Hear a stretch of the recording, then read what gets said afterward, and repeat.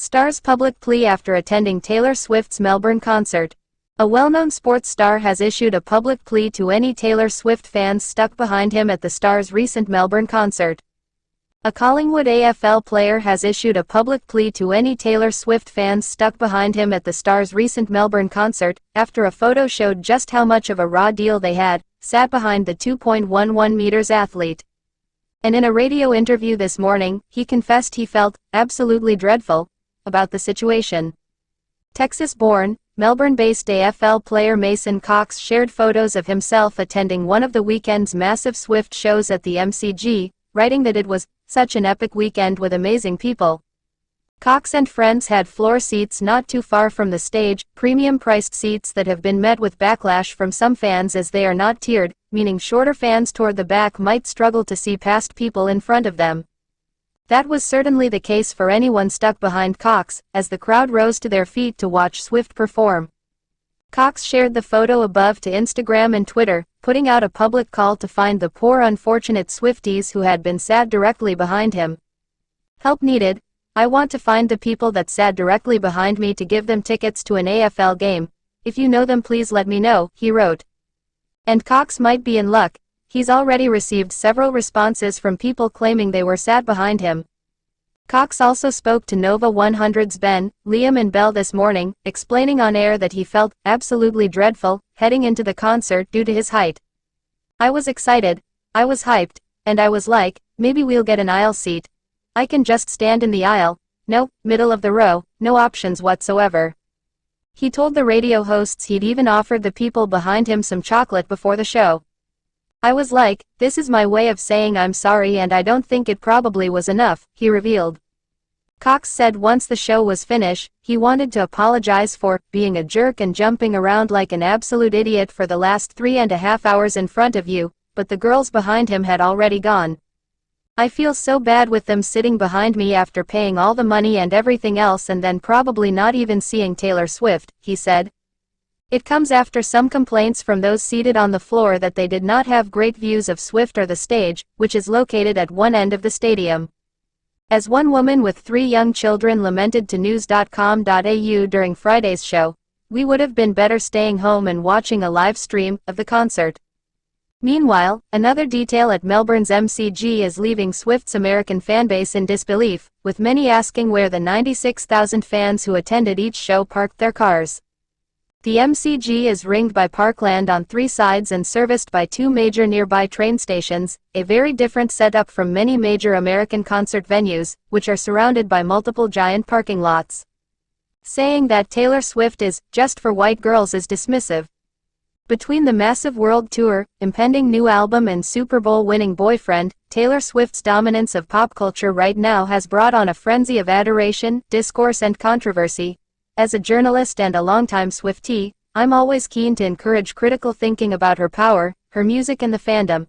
But there is one increasingly common critique I hate: people who say Taylor Swift only makes music for white girls. It conflates her music and her politics in a way that's dismissive to BIPOC fans, and doesn't actually tackle the flaws in her feminism. I usually find that people who say this about Taylor Swift also believe she only writes songs about her exes. That's just plain wrong. Her expansive body of work covers themes of love, lust and longing, as well as friendship, vilification, grief, self-interrogation and self-actualization. One of my many favorites, You're on Your Own Kid, is a coming-of-age song about choosing to take ownership of your life, including the mistakes you'll inevitably make along the way. The Archer explicitly asks if you have ever felt truly seen. Can you see right through me? I see right through me. Why should any of these concepts be considered the exclusive domain of white women? They're not. Women of color, especially Black and Indigenous women, are so often denied their softness and femininity by mainstream Western society and culture. They are considered too strong to be hurt by such trivialities as heartbreak, too smart to chase a partner, too aggressive to care about the loss of a friend, or too angry to crave a happy ending. But these are incredibly universal emotions.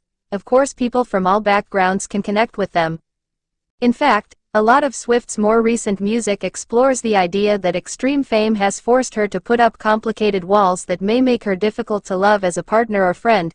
To me, These feelings are more relatable to women who've had to navigate adolescence and young adulthood while being stereotyped by society as tough, aggressive, or cold, not less. While you could read This Is Me trying as regret over a past relationship, it's practically an anthem for parentified oldest daughters. An all-too-common story within migrant and non-white families is to be trained as the responsible high achiever but told little about the systemic barriers that will hold you back, leading to inevitable disappointment for everyone. Swift's lyrics lay out this exact dynamic, line by line. When she sings, "They told me all of my cages were mental, so I got wasted like all my potential. I felt that." While Swift's style won't suit everyone's tastes, the idea that non-white women could never relate to her songs is at best dismissive and at worst, dangerous. Believing that black, brown or Asian girls don't experience emotions the same way as white girls quickly slides into dehumanization, the foundation of white supremacist thinking. It's also clear that some detractors are using white women to hide their misogyny under the language of racial justice and intersectional feminism. Stereotypically feminine hobbies and interests have always been mocked and undervalued by the male-dominated culture, and this is still what drives a lot of the criticisms of her music. The patriarchy tells us that teenage girls and their interests shouldn't be taken seriously. So if the person saying Taylor Swift is only for white girls never speaks up about the real issues that affect indigenous, black, brown or Asian communities, it's probably just sexism. When the racial label from white women is removed, only a critique of women remains. But that's not to say the superstar is beyond reproach. Criticisms of Taylor Swift's personal politics and brand of feminism are absolutely fair game. She is one of the most influential people in the world right now, but rarely uses her voice to speak up for change. Fans are taking note of her silence on the war in Gaza, the climate crisis, or U.S. domestic political issues like gun control. Although the 2020 documentary Miss Americana revealed Swift was ready to be more vocal about her beliefs, she has done barely any advocacy since. When Swift has spoken out against injustice, it's usually because she is directly impacted. She brought about such significant reforms on streaming compensation and intellectual property rights within the music industry that the Financial Times called her as powerful as an entire union, but the benefits of these changes never seemed to trickle down to smaller artists, and her advocacy stops shortly after securing the W for herself. Even the most diehard Swifties are realizing that although her music is emotionally full, her brand of feminism is empty. It not only offers nothing to women of color, queer women or poor women, but nothing to any women, even white women, who are not specifically Taylor Swift. Rather than calling it feminism at all, we're better off saying exactly what it is. Swift co-opting the language of feminism for her own strategic or material benefit. We don't have to dismiss the existence of BIPOC fans to point out the hypocrisy of her brand. It's the very existence of fans from diverse backgrounds that is helping to drive critical conversations about her politics, her impact and her wealth. Aussie conservative trolls Taylor Swift fans at Sydney Airport in odd stunt. An Australian woman has sparked outrage after holding up a sign as young girls waited at Sydney Airport in a bid to catch a glimpse of Taylor Swift. A conservative social media identity has gleefully trolled Taylor Swift fans in Sydney and taken aim at the fake news media covering the excitement of her arrival. Kobe Thatcher describes herself as a rock music enthusiast and commentator on Australian and American politics, with 23,000 followers on X and another 2,500 followers on Instagram. Yesterday, Thatcher headed to Sydney Airport as Swift touched down in her private jet ahead of her first concert in the harbour city on Friday. She donned a red dress and held a handmade, "Swifties for Trump" sign, standing back from a small crowd of fans who had gathered hoping to catch a glimpse of the pop megastar. "I'm certainly no fan of hers," Thatcher wrote in a caption alongside the image, but decided to give Trump-hating Taylor Swift an appropriate welcome as she touched down on her private jet in Sydney today, featuring the fake news and a couple of fans in the background. Her stunt sparked a wave of backlash online. "Imagine what a sad life you must have to do this," wrote one. "I literally could not imagine a more pathetic way to spend my day," added another. "What a waste of time and energy that is going to have no impact on anything at all. No doubt you weren't even seen, and if you were you would be ridiculed," commented a third. Wild Taylor Swift conspiracy theory gathers steam. Swift has earned the ire of some on the conservative side of politics, particularly supporters of former president and presumptive Republican nominee Donald Trump.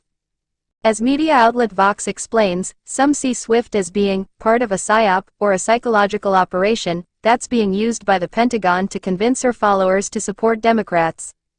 The bizarre conspiracy theory started to gain traction a few months ago when Swift began attending NFL games to support boyfriend Travis Kelce, a player for the Super Bowl winning Kansas City Chiefs. "I wonder who's going to win the Super Bowl next month," former presidential candidate Vivek Ramaswamy wrote on X in January.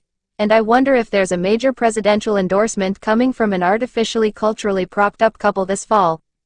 As Vox explained, those theories argue that Swift and Kelce's relationship, and the attention it's generated, is also part of a ploy to bolster Biden, and that the Chiefs' win was rigged by the NFL so the couple can make a splashy endorsement. Swift endorsed President Joe Biden in the lead-up to the 2020 election, which he won, ousting Mr. Trump from the White House after one term. She hasn't made any recent remarks about the upcoming election, however she has repeatedly encouraged her fans to enroll to vote. Kobe Thatcher's claim to fame. Thatcher rose to attention during the COVID pandemic, regularly taking aim at lockdowns, border closures, vaccine mandates and strict public health measures. She has since made appearances on an internet radio show hosted by disgraced commentator Chris Smith, who was sacked from Sky News Australia and Nine Entertainment after allegations of inappropriate conduct towards a female colleague. On his website, Smith describes her as being an outspoken critic of woke ideology that has become prevalent in society. ABC panel grilled on Swift conspiracy. Swift mania, which has well and truly gripped Australia as her Eras tour unfolds locally, even infiltrated ABC show Q&A last night. As a self-confessed Swiftie, can you tell me why Donald Trump and his supporters are so threatened by Taylor Swift and have to make up conspiracies about her? An audience member named Chloe asked the panel. Gideon Rachman, chief foreign affairs columnist for the Financial Times in the UK, described the right-wing conspiracy theories swirling around Swift as obviously nonsense. "I doubt she gets instructions from the White House on who to date," Rachman said. "But I think that I can understand the anxiety on the part of Republicans because she's massively popular. And this is going to be, like all US presidential elections, very close. So, I will be very interested to see if she and her boyfriend do come out and say something publicly and endorse Biden. I don't believe it would be powerful enough to swing the election." And he's sure Swift and her handlers will also be thinking about the implications of any endorsement given how polarizing US politics is of late. Whether Taylor Swift actually wants to get into the middle of what is a brutal election, we'll wait and see. Q&A host Patricia Carvelas briefly steered the conversation away from politics and to a question for those bemused by the Swift hysteria. Why are people investing money on the tickets and the merch and the waiting and the hysteria? What is it about this woman? Former tennis champion and best-selling author Yelena Dokic offered her thoughts. "When was the last time we've had a singer who's had this impact on so many people? She's kind, she's humble, she works hard. It's the way she carries herself. I think she brings an extra thing. It's not just the music. She's genuine, she's authentic. That's what people love about her."